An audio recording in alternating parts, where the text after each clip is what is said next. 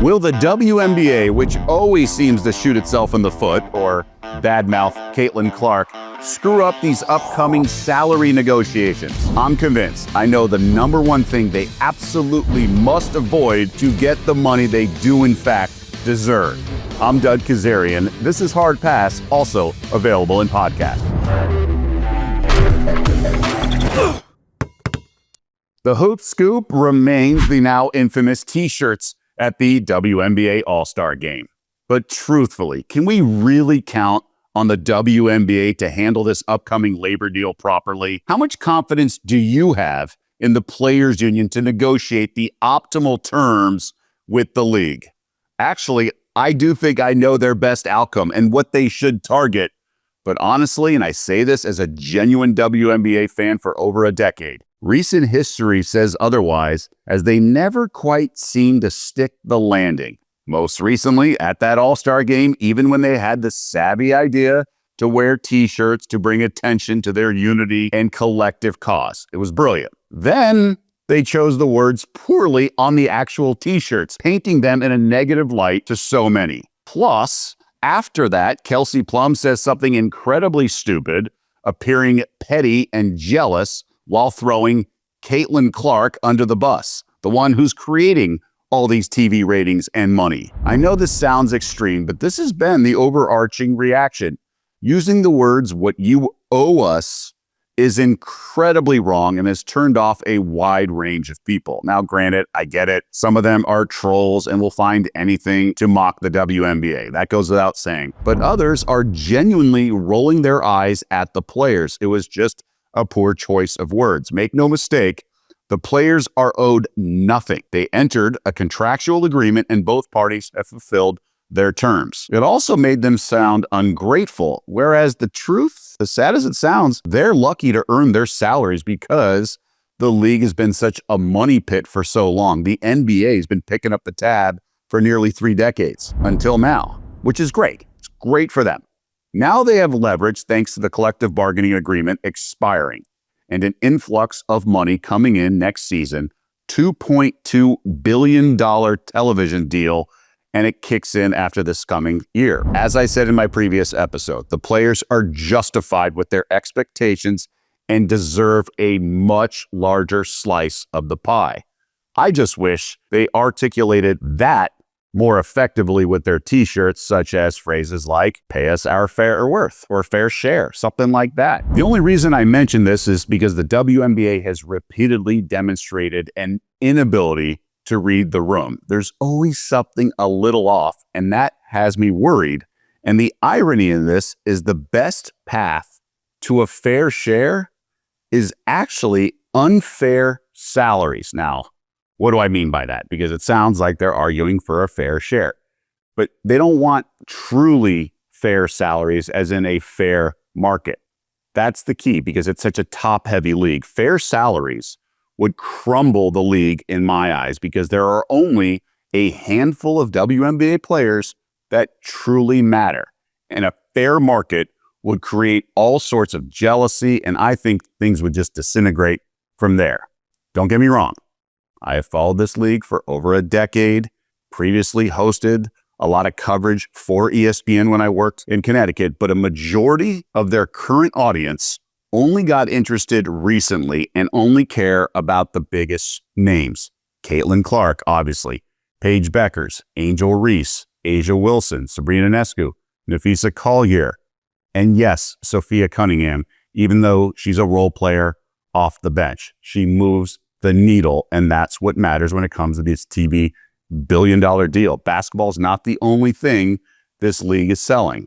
The biggest names are why there's that $2.2 billion TV contract and why expansion teams are writing $250 million checks. Because if it were basketball, and only basketball, this popularity would have existed when the league launched in 1997. Now, I know things take time and Rome wasn't built in a day, but if the current stars left this league, then almost all fans would go back to not caring.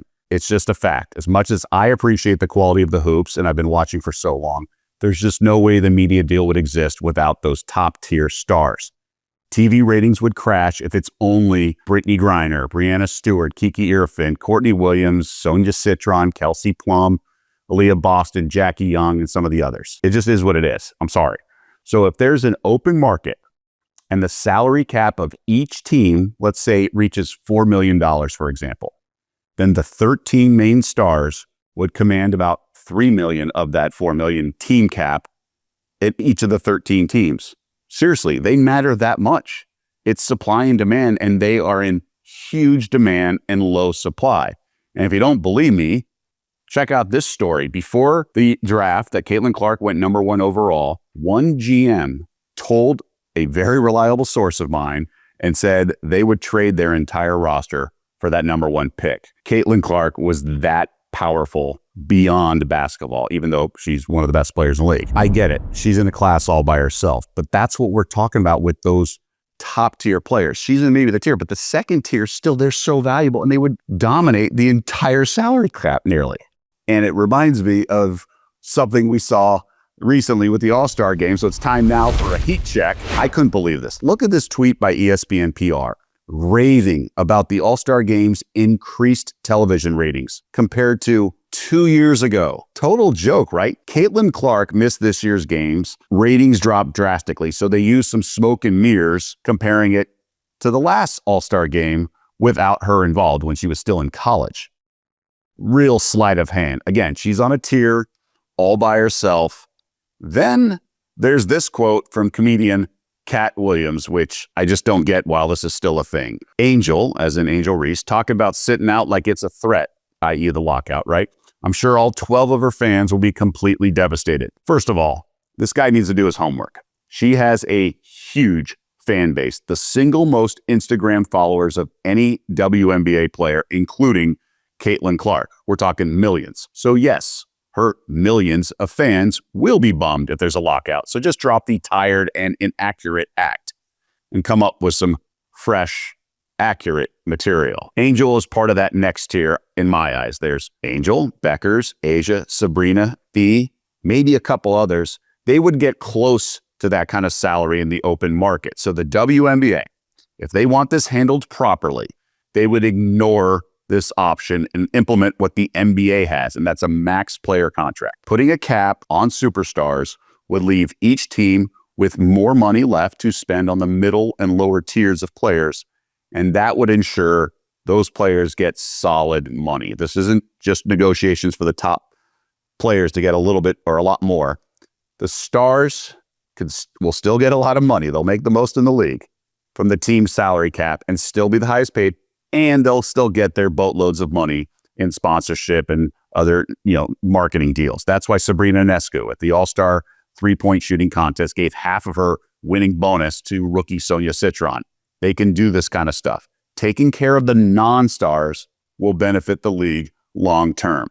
The WNBA is clearly trending in the right direction. A lot of positive momentum. But let's see if they stick this landing while they threaten a lockout.